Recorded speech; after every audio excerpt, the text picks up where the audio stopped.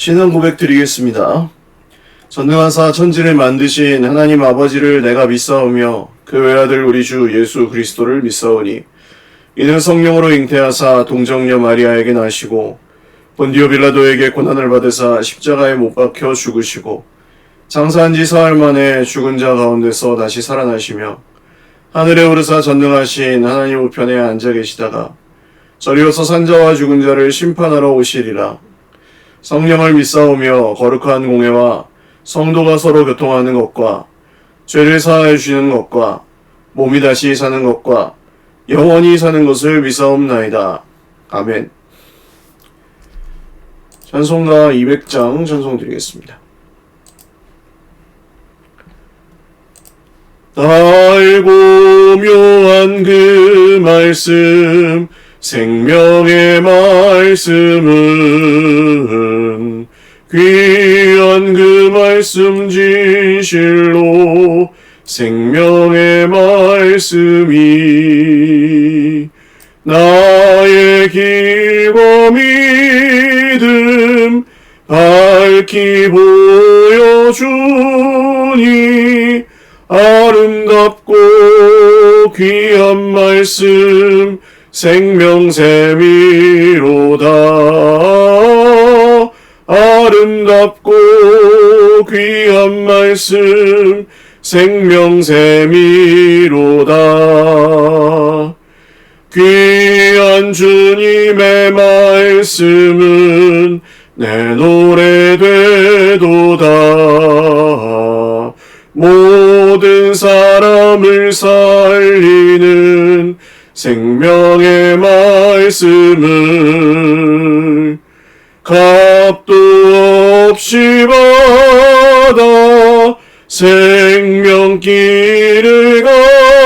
가니 아름답고 귀한 말씀 생명샘이로다. 아름답고 귀한 말씀 생명샘이로다. 널리 울리어 퍼지는 생명의 말씀은 마음의 용서와 평안을 골고루 주나니 다만 예수 말씀 듣고 복을 받네. 아름답고 귀한 말씀 생명샘이로다. 아름답고 귀한 말씀 생명샘이로다. 아멘.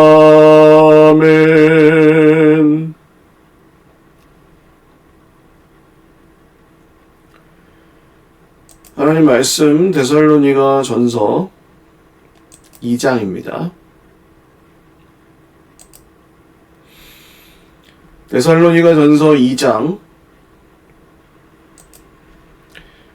1절에서 16절까지 말씀 한 목소리로 읽겠습니다. 형제들아, 우리가 너희 가운데 들어간 것이 헛되지 않은 줄을 너희가 친히 아나니 너희가 아는 바와 같이 우리가 먼저 빌립보에서 고난과 능욕을 당하였으나 우리 하나님을 힘입어 많은 싸움 중에 하나님의 복음을 너희에게 전하였노라.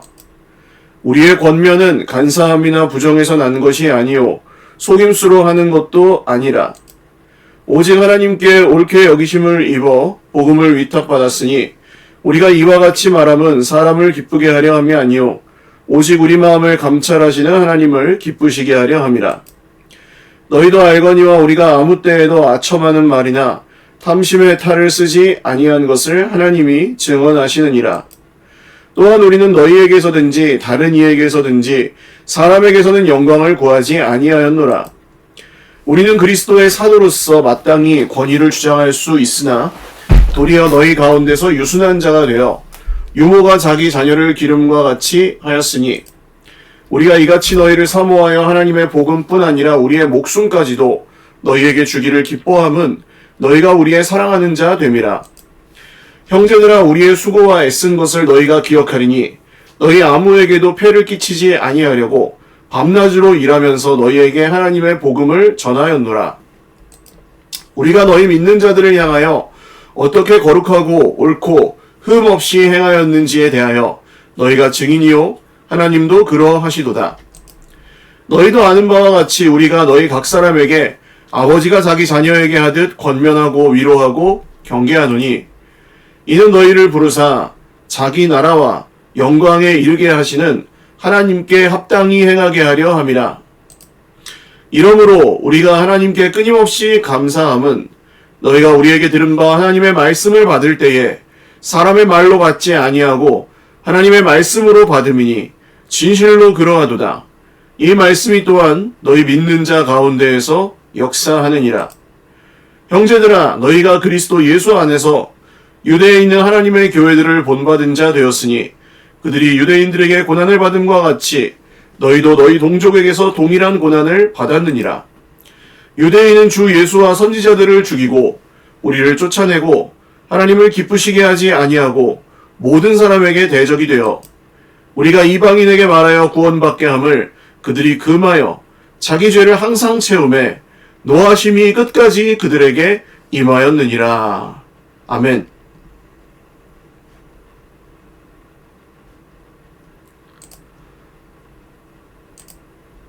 기도드리겠습니다.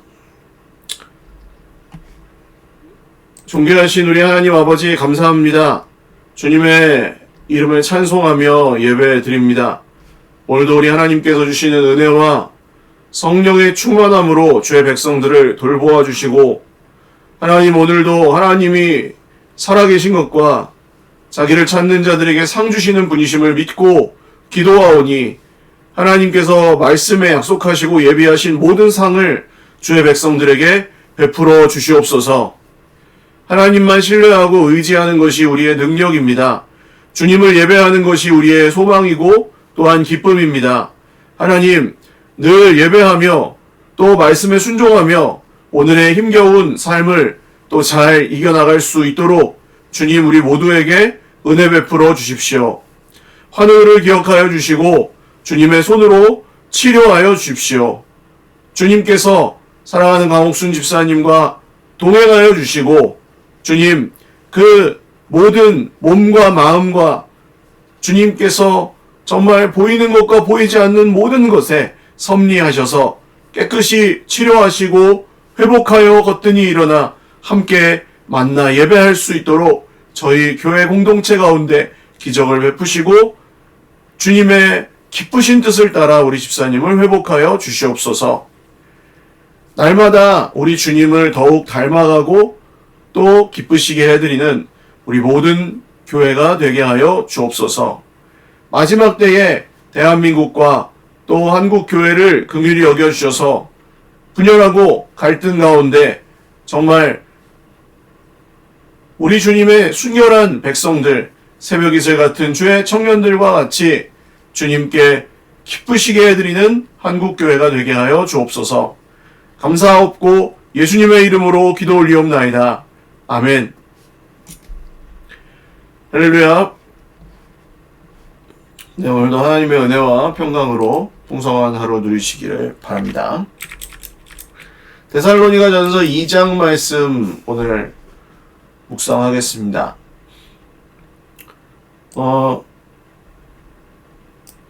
데살로니가 전서 2장부터는 이제 바울이 여기 데살로니가에 있었을 때 일을 또 회고하면서 어떻게 데살로니가 교회 공동체를 위해서 바울 사도가 섬겼었는지, 그리고 그것으로 인하여 어떤 열매가 이 데살로니가 성도들에게 있었는지, 크게는 오늘 우리 1절에서 16절까지 읽은 말씀은 두 부분으로 나눌 수 있겠습니다. 1절에서 12절까지와 13절부터 이러므로부터 16절까지 말씀으로 나눌 수가 있겠습니다. 조금 더 세세하게 구분하면 조금 더 나눌 수 있겠지만, 일단 바울 사도 일행이 어떻게 사역을 했었는지 데살로니가에서, 그리고 그 사역의 결과물로서 데살로니가 성도들이 어떻게 열매가 있었는지.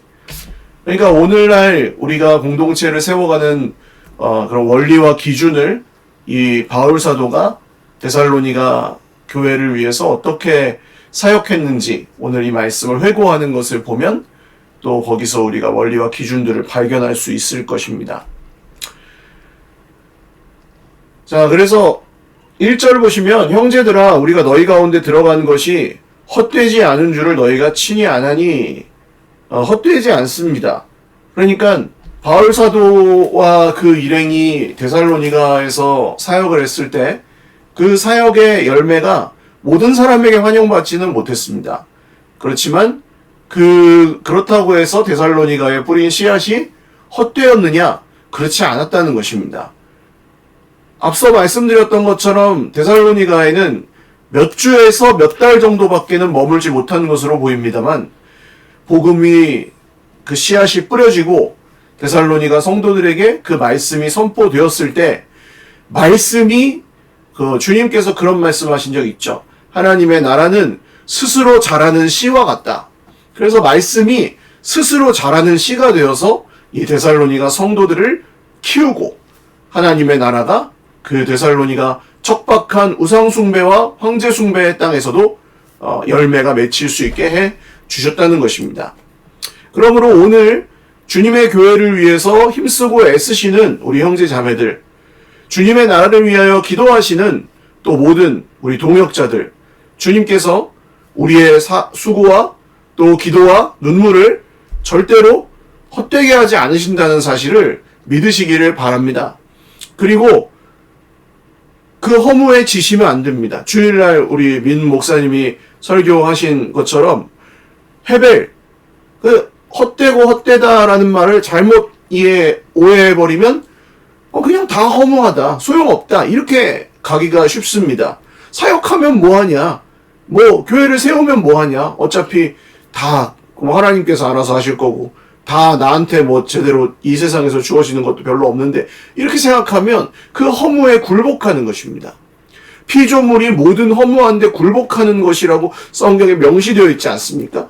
그 피조물이 허무에 굴복하는 것은 세상의 순리인데 예수님의 성도들은 그 허무에 굴복하지 않고 거꾸로 그 허무가 아닌 헤벨, 유한함을, 우리의 한계를 명확히 알고 하나님께서 영원하신 것을 받아들이고 무한하신 하나님의 은혜 가운데로 더욱 의지하고 하나님께서 행하실 정말 아브라함에게 주셨던 약속이 있잖아요. 근데 아브라함에게 별과 같이 많게 해주겠다. 아브라함이 그걸 보지도 못하고 죽었습니다만 아브라함은 믿음으로 본 것이죠. 하나님의 계획은 믿음으로 보는 것이고, 그래서 제가 어제도 말씀드린 것처럼 기도할 때 이게 형편 보고 기도하는 게 아닙니다. 컨디션 따라 기도하는 게 아닙니다. 믿음으로 하는 거죠. 믿음으로. 여러분이 아는 것처럼 우리가 먼저 빌립보에서 고난과 능욕을 당하였으나 빌립보에서 어떤 일들이 있었는지는 사도행전 17장 정도 말씀들을 읽어보시면 이제 빌립보, 마게도니아 첫 성인 빌립보에서 굉장히 옥고를 당하고 거기서 이제 거의 추방당하다시피 해서 데살로니가로 갔죠. 그리고 그 데살로니가에서도 환영받지 못했지만 이 바울 일행은 계속해서 많은 싸움 중에 하나님의 복음을 전했습니다. 복음을 전할 때 그것이 그냥 순탄하게 잘 전해질 거라고 생각하면 오산입니다. 하나님의 말씀은 영적 전쟁 가운데서 선포됩니다. 주일날 설교를 듣는 것 하나도 그것이 그냥 오늘 목사님은 설교하고 우리는 듣나 보다 이렇게 생각하실 수 있지만 사실은 영적 전쟁이 치열하게 벌어지고 있는 현장이죠. 하나님의 말씀이 승리할 것인가? 아니면 내 존재 속에서 내가 바라보는 형편이나 또 내 마음이나 염려나 상처나 내 그런 부족한 모습이나 이런 것들이 승리할 것인가? 사람의 그 마음과 섭섭함과 억울함과 분노, 슬픔 이런 게 승리할 것인가? 아니면 하나님이 주시는 그 믿음, 기쁨으로 말씀을 받는다 그랬죠? 그것이 승리할 것인가? 이 영적 전쟁이 치열하게 벌어지고 있습니다. 그래서 말씀은 그냥 말씀 참 좋다 이렇게 하고 듣는 게 아니라 영적 전쟁 가운데서 선포되고 그것을 영적 전쟁 가운데서 우리가 받아들이고 우리가 전할 때도 마찬가지로 이게 왜 안전해지지? 영적 전쟁이 있는 거예요. 그렇다고 해서 굴복하면 안 되고 그 영적 전쟁이 있다는 것을 알고 거기서 우리가 어떻게 그 전쟁에 함께 또 임하고 대처해 나가야 되는지를 늘 깨어 있어야 한다는 말이 그런 뜻입니다. 전쟁, 불화살이 막 날아다니는데 혼자 그냥 유람 나오고 소풍 나온 것처럼 살지 말라 이거예요. 원래 잘 안 된다. 영적 전쟁이 있기 때문에. 주님이 물론 최후에는 승리하실 것이지만 지금 주님 오실 때까지는 이 영적 전쟁이 계속된다는 거예요. 그러면서 바울 사도가 데살로니가 성도들에게 했던 사역의 방식은 권면이었습니다. 권면. 이거 성령께서 하시는 그 말을 뜻하고 성령께서 바울 일행의 입술을 통해서 데살로니가 성도들에게 권면하신 거죠. 그것이 간사함이나 부정함, 그러니까 속이는 말이 아니었다 이거예요. 속이는 말. 거짓 선지자들의 특징, 거짓입니다. 마귀는 거짓의 압이고 마지막 때에 이 거짓 선생들은 속입니다. 자꾸 거짓을 섞어서 사람들을 불안하게 만들고 두렵게 만들어서 자기들을 따르게 만드는. 근데 여기 바울 사도는 뭐라고 합니까? 간사함이나 부정에서 속임수로 나온 것이 아니다. 우리의 권면은. 그럼 무엇입니까? 복음의 권면이었습니다. 쓸데없이 정말 무슨 대한민국이 어떻게 될 거다 뭐 이런 얘기를 하는 게 복음이 아니죠. 대한민국이 어떻게 되는 거야? 하나님께서 하신다고 하면서도 이렇게 어떻게 자면은 이렇게 다 넘어갈 거다 그러면서 정치적인 얘기만 하잖아요. 복음이 아닙니다. 그런 것들은.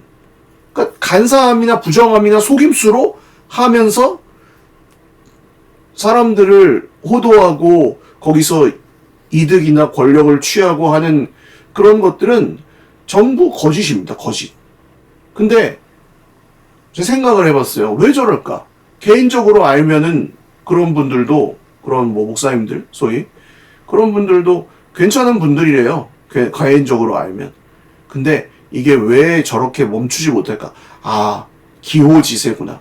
호랑이 등에 탄 것처럼 내리질 못하는구나 이제. 다른 사람들이 워낙에 많고 내가 원하는 말을 해주는 내가 원하는 정치적 입장을 대변해주는 목사를 만났으니까 사람들이 우우하고 따르는데 이제 그 사람이 이게 사실은 아니었습니다. 우리 복음으로 돌아갑시다. 이렇게 얘기를 못한다는 거죠. 호랑이 등에 타고 있는 것과 같아서. 근데 거기에 그 간사함과 부정함과 속임수를 간파하셔야 합니다. 이 두렵게 만들고 협박해서 자기를 따르게 하는 모든 그 시도들을 철저히 배격하셔야 합니다. 하나님께서 옳게 여기시는 것은 무엇입니까? 복음입니다. 복음.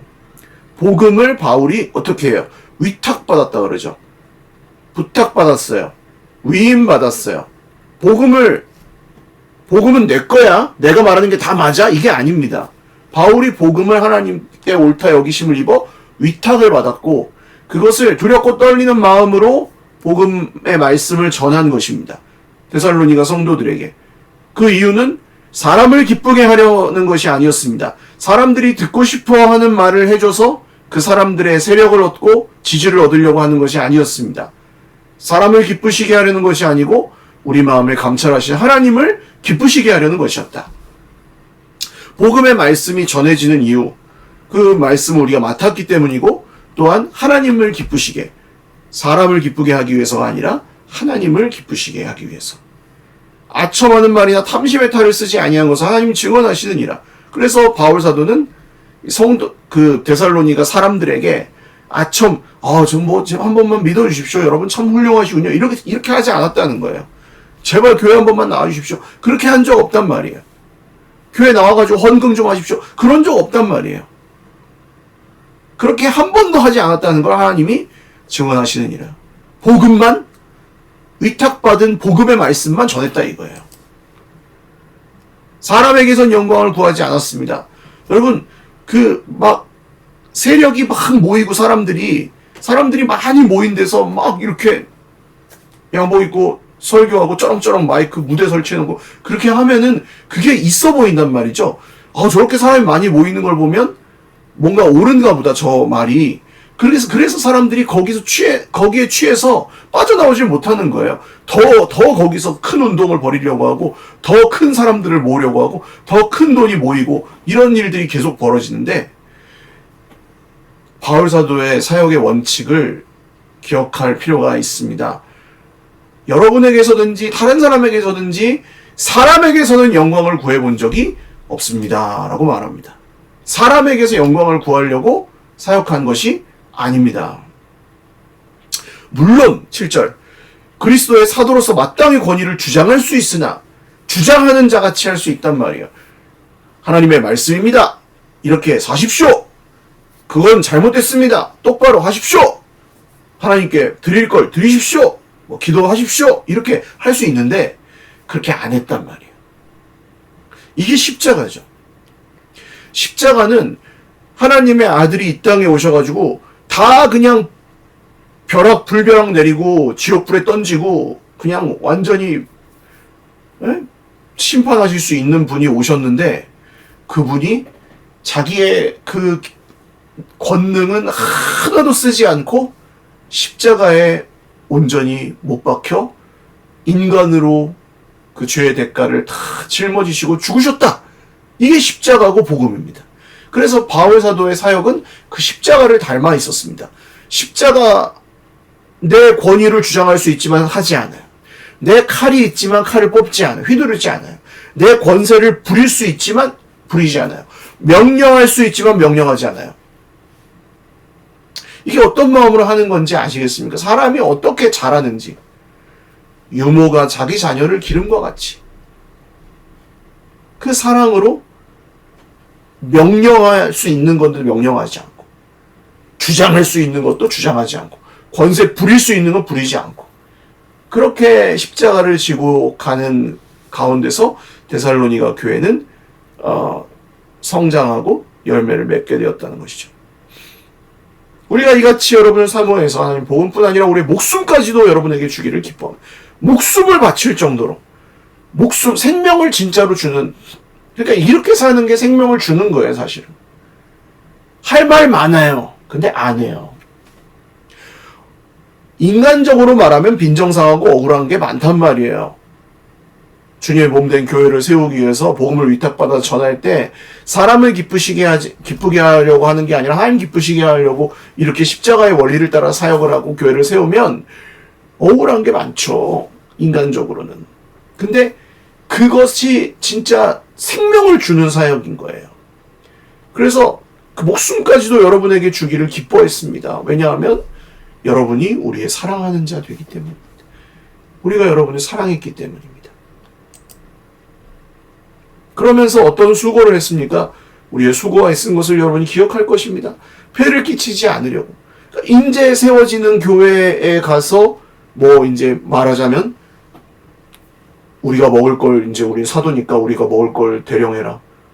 우리는 이제 복음만 전해야겠으니까 너희들이 다 돈 벌어와서 밥을 차려놔라. 이렇게 하지 않았다 이거예요. 왜? 복음이 전해지게 하기 위해서. 어린아이와 같은 이 데살로니가 성도들에게 정말 이 바울 사도와 그 일행들이 전하는 복음의 말씀이 그 어떤 인간적인 사심이나 욕심도 거기에 섞여 있지 않다는 것을 그들에게 보여주어야 했기 때문에 바울 사도는 거기에서 밤낮으로 일하면서 하나님의 복음을 전하였다. 이렇게 말씀합니다. 그러니까 이게 내가 어떻게 밤낮으로 일을 하면서 복음을 전하는 게 너무 힘들고 어려웠다. 이렇게 얘기하는 게 아니죠. 복음을 전하기 위해서는 일을 할 수도 있고 안 할 수도 있는 거예요. 근데 목적이 복음을 전하는 거예요. 바울의 목적은. 교회에서 생활비를 받을 수도 있고 그렇지 않을 수도 있어요. 근데 목적은 복음이 전해지기 위해서. 복음이 전해지기 위해서 안 받아야 되면 안 받는 거예요. 복음으로 전해지기 위해서, 더 잘 전해지기 위해서, 그걸, 이제는 교회 전체의 일들을 맡고 그것을 생활을 염려하지 않고 전념해서 이제 사역을 하기 위해서는 또 사례를 받을 수 있는 거예요. 받고 안 받는 것이 어떤 의로움의 척도가 되지 않아요. 오늘날 마지막 때에 정말 물질 만능주의 세상을 살아가다 보니까 마치 무슨 청렴결백한 목사님들, 그러니까 위인전에 나올 법한 그런 목사님들, 그런 분들이 존경을 받고 회자되고 그분들도 아주 큰 소리 땅땅 치잖아요. 난 교회에서 돈 안 받는다 이러면서. 근데 잘 보셔야 됩니다. 그것도. 그 물질 만능주의가 지배하고 있는 세상이기 때문에 그 말이 통하는 거예요. 사람들 돈을 중요하게 여기기 때문에. 난 교회에서 돈 안 받아도 나는 생활 가능한데 저렇게 뭐 교회에서 이렇게 받고 사람들한테 용돈 받고 이런 건 다 잘못된 거다. 이런 식으로 말을 해서 자기를 의롭게 보이려고 하는 것이 아닌가. 사실 99% 이상의 목사님들은 거의 한 달 생활하는데도 그렇게 넉넉지 않은 생활비를 받고 목회를 합니다. 성도가 10명인데 무슨 생활비를 받겠어요. 그도 안 되는 교회들도 수두룩 빽빽하고. 그런 분들은 뭐 결혼식 가서 주례하고 장례식 가서 설교 한번 하고 돈 10만 원이라도 주시면 감사합니다 하고 그거 갖고 카드값 내고 배달 뛰고 그런 목사님들이 90% 이상이에요. 근데 마치 이제 그런 것을 저 사람은 능력도 없고 믿음도 없어서 그런 거고, 나는 여러분 이렇게 뭐 사람들에게 영광을 구하지 않고 뭐 내가 뭐 도우는데 떳떳하다 이렇게 말씀하는 분들은 사실 그렇게 해도 어렵지 않은 분들입니다. 형편이. 진짜 찢어지게 가난하게 살면서 그렇게 말하면 제가 믿겠어요. 자기 수입을 가지고 개척교회 한 10군데씩 도와주면서 그렇게 얘기하면 믿겠어요. 근데 그런 분 본 적 없어요. 그냥 나와서 다 이제 썩었다 이렇게 얘기만 하고 자기는 괜찮다고. 제가 왜 이런 얘기를 드리냐 하면 이게 많은 분들이 정말 돈을 중심으로 생각하는 이 현대사회 속에서 어느새 그런 청렴결백의 신화 같은 거에 취해서 그런 목사만 대단한 목사고 그런 데 가갖고 또 대형교회 만들어주고 이렇게 하고 있단 말이에요. 그래서 저는 분별해야 된다고 생각합니다. 어떤 사람이 더 훌륭하고 못한가 이렇게 보시면 안 됩니다. 이렇게 하는 분도 있고 저렇게 하는 분도 있는 거예요. 뭐가 더 잘했다 이게 아니고 큰 이것도 있고 작은 이것도 있어요. 근데 상관없다는 거예요. 그게 우리의 판단 척도가 아니라는 거예요. 사람이 많이 모이고 돈이 많이 모여서 거기서 그런 교회에서 훌륭한 일을 하고 있다. 그게 대단한 게 아니에요. 하나님께서 하시는 일이 중요한 거지. 돈이 그렇게 많고 사람이 그렇게 많이 모였는데 아무것도 안 하면 그게 비정상이죠. 그런 교회는 그렇게 해야 되는 거고 똑같이 해야 되는 건 아니에요. 10명, 5명, 20명 되는 교회, 100명 되는 교회 다 교회마다 사명이 있어요. 그러니까 뭐가 틀렸다고 보시면 안 돼. 근데 저 교회는 저렇게 하는데 우리 교회는 왜 이렇게 안 해요? 이렇게 생각하시는 것도 다른 거예요. 다른 거예요. 교회마다 사명이 다르고 또 목사님들마다도 다르고 성도들마다도 달라요. 그것이 오늘날 이 경제적인 그 기준 그것으로 너무 판단 기준을 삼지 않으시기를 바랍니다. 왜냐하면 세상 사람들은 지금 전부 교회는 좀 이상한 사람들의 집단이고 무슨 횡령이나 이런 게 뭐 맨날 일어나고 목사들은 다 그런 사람들이다 이렇게 생각하는 거예요. 전혀 그렇지 않아요. 사실 횡령할 돈이 없어요. 99% 이상의 목사님들 교회에 돈이 어디 있어? 돈이 없어서 횡령을 못해요. 하고 싶어도 하고 싶은 목사님 없겠죠. 어쨌든 이 복음을 전하는 것 자체가 목적이기 때문에 여러분 믿는 자들을 향해서 어떻게 거룩하고 옳고 흠없이 행하였는지에 대해서 여러분이 증인이시고 하나님도 그러하십니다. 바울 사도가 이렇게 말할 수 있을 정도로. 그러니까 내가 잘했습니다. 내가 정말 모든 것을 뭐 흠도 없이 했습니다. 이게 아닙니다. 거룩하게 했습니다. 하나님 앞에서. 최선을 다해 진정성 있게 했습니다. 결국 교회를 세워가시는 하나님을 따르는 과정은 완벽함이 아니라 진정성이 있어야 한다는 것이죠. 너희도 아는 바와 같이 우리가 너희 각 사람의 아버지가 아까 유모 어머니로서의 그런 유순한 사랑, 정말 주장할 수 있지만 주장하지 않았던 것 얘기했다면, 이제는 아버지가 자기 자녀에게 하듯 권면하고 위로하고 경계합니다. 이 세 가지 단어를 잘 묵상해 보십시오. 이는 너희를 부르사 자기 나라와 영광에 이르게 하신 하나님께 합당히 행하게 하려 함이라. 공동체를 부르셨어요. 그러니까 목사님을 따라가는 건 아닙니다. 목사님은 한 발 앞서 가면서 성도들을 주님을 자기도 따라가고 다른 형제 자매들도 따라갈 수 있도록 도와주는 역할을 하는 것이지만, 우리 모두는, 각 사람은 하나님께 택하심을 받았고 모두가 하나님께 부르심을 받아서 자기 나라, 주님의 나라와 영광에 이르게 하시는 하나님의 초대를 받은 사람들입니다. 그것은 모든 개인마다 다 초대를 받았고 그것을 공동체로서 함께 받았습니다. 그러므로 이것이 남의 얘기라고 생각하면 안 됩니다. 주님을 따라가는 것은 우리 모두에게 주신 초대고 부르심입니다. 데살로니가 성도들을 보면서는 바울 사도가 13절부터 마지막 지금 16절까지는 감사했다. 사람의 말로 받지 않았고 하나님의 말씀으로 받았다. 여러분, 하나님의 말씀을 받으시기를 바랍니다. 사람의 말로 판단하고 그것을 생각하고 사람의 말로 생각하면 들을 수가 없어요. 설교보다 훨씬 좋은 강의나 내용들 너무너무 많아요, 세상에. 근데 하나님의 말씀으로 들어야, 하나님의 말씀으로 받을 때 그것이 우리에게 능력이 되고, 또한 그것이 믿음의 행위가 여기서 나오죠. 믿는 자 가운데서 역사하느니라. 말씀이 믿는 자 가운데서 역사합니다. 믿는 자 가운데서 말씀이 행동하십니다. 유대인들에게 박해를 받았던 것처럼 유대교회가, 데살로니가 교회도 데살로니가 사람들에게 박해를 받았습니다.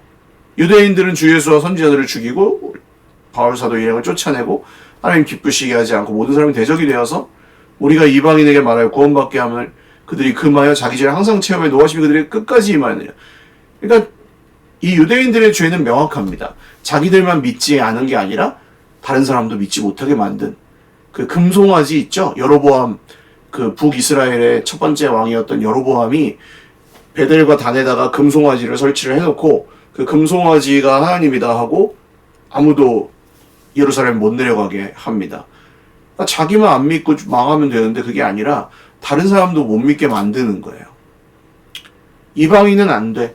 뭐는 안 돼. 이래서 안 돼. 다 불합격이야. 자기 기준에 안 따라오면. 다 정죄하고. 다 심판하고. 근데 그것이 누구의 특징입니까? 거짓 선지자들의 특징입니다. 사실은. 하나님을 진짜 따르게 하는, 그 심지어 결론인데, 예수님도 그렇게 하신 적 없어요. 예수님도 예수님의 이름으로 귀신을 쫓아낸 사람이 있어 제자들이 못하게 했어요. 예수님 우리 잘했죠? 하면서. 그랬더니 예수님이 그냥 돌아. 나를 방해하지 않는 자는, 우리를 해치지 않는 자는 그냥 우리 편이다. 그냥 돌아. 내 이름으로 그가 무슨 일을 하든지 그냥 돌아. 믿음으로 하는 거 아니에요. 그냥 하도록 돌아오고. 경쟁하냐 내가 걔랑? 이렇게 말씀하신 거예요. 진짜는 경쟁하지 않아요. 진짜는 자기를 드러내고 자기만 옳다고 말하지도 않아요. 진짜는 복음을 전하기 위한 그 목적을 위해서 이렇게도 될 수 있고 저렇게도 될 수 있어요. 진짜는 진짜 교회를 세우기 위해서 이렇게 할 수도 있고 저렇게 할 수도 있는데 그거에 정말 완전히 자유해요. 그 가운데서 여러분 우리 공동체를 세워가는 저와 여러분의 우리 삶에도 그런 진짜 복음의 열매가 맺히실 수 있기를 주님의 이름으로 축원을 드립니다. 오늘날 마지막 때에 천국 문 열쇠를 잠가가지고 못 들어가게 만드는 교회가 되지 않고 어떻게 하면 예수님께 사람들이 돌아올 수 있을까? 어떻게 하면 교회 공동체 안으로 사람들이 이끌어질 수 있을까? 어떻게 하면 사람들이 회심하고 변화될 수 있을까? 이것을 계속해서 기도하고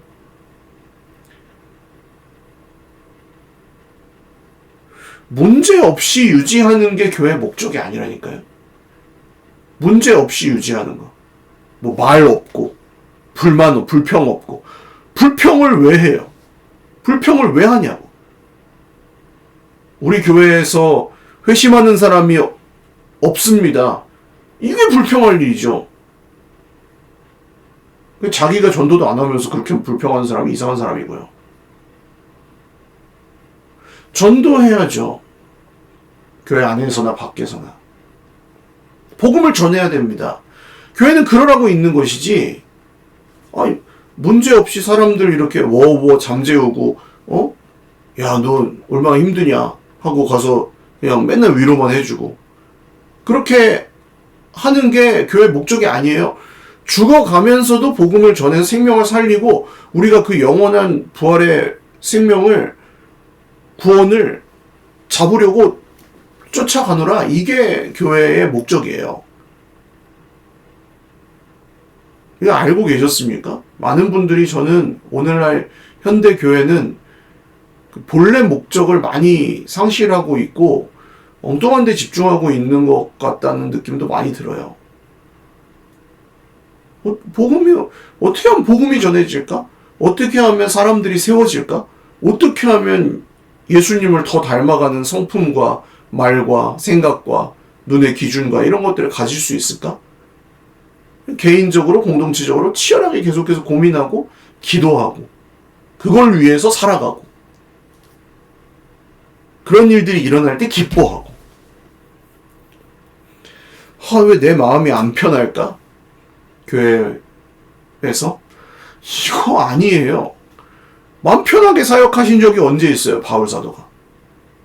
데살로니가 성도들이 환난이 없어가지고 은혜를 받고 성장했습니까? 아니라니까요. 마음 편해지는 것은 우리 목적이 아닙니다. 무탈하게 살다가 그냥 중요한 일이죠. 무탈하게 살다가 편안하게 가고 싶습니다, 저도. 그렇지만 그게 목적은 아니에요. 모든 분들에게 이 말씀이 들리는 것은 아닐 거라고 저는 생각합니다만 들을 귀 있는 자는 들을지어다. 교회의 진짜 목적이 무엇인가? 그리고 우리가 그걸 행동을 하든 기도를 하든 물질로 돕든 몸 봉사로 돕든 직접 나가서 전하든 양육을 하든 그게 교회의 목적이다. 그걸 위해서 우리는 공동체도 하고 그걸 위해서 기도도 하는 것이다. 이 목적을 오늘 다시 데살로니가에 보낸 바울의 편지를 통해 다시 상기하시고 그 목적 가운데 여러분 참여하고 계시다면 하나님께서 저와 여러분을 칭찬하실 줄로 믿습니다. 개인적으로 얼마 도덕적으로 잘 살았냐? 이게 문제가 아니에요. 정말 하나님의 뜻과 목적을 위해 살고 있느냐? 기도하겠습니다. 하나님, 오늘 우리의 삶은 참 불완전하고 또 연약합니다. 그러나 주님이 이 영광스러운 부르심에 당신의 나라에 우리를 속하게 하셨고 부르셔서 주님의 일에 저희들을 참여시켜 주신다는 이 아름다운 이야기를 현대 교회에서는 참 많이 잃어버리고 있는 것 같습니다. 우리를 긍휼히 여겨주십시오. 진짜 우리가 뭘 해야 하는지, 진짜 우리가 무엇을 위해서 모여 있는지, 주님이 우리를 왜 부르셨는지, 그리고 우리에게 진정 무엇을 하라고 하시는지 저희는 더 분별하고 깨어있고 깨달아 알고 그런 교회를 계속해서 일구어 나가고 세워나가게 하옵소서. 모든 것 감사하옵고 예수님의 이름으로 기도 올리옵나이다. 아멘. 네, 감사합니다. 오늘도 주님 안에서 복된 하루 되시기 바랍니다. 사랑하고 축복합니다.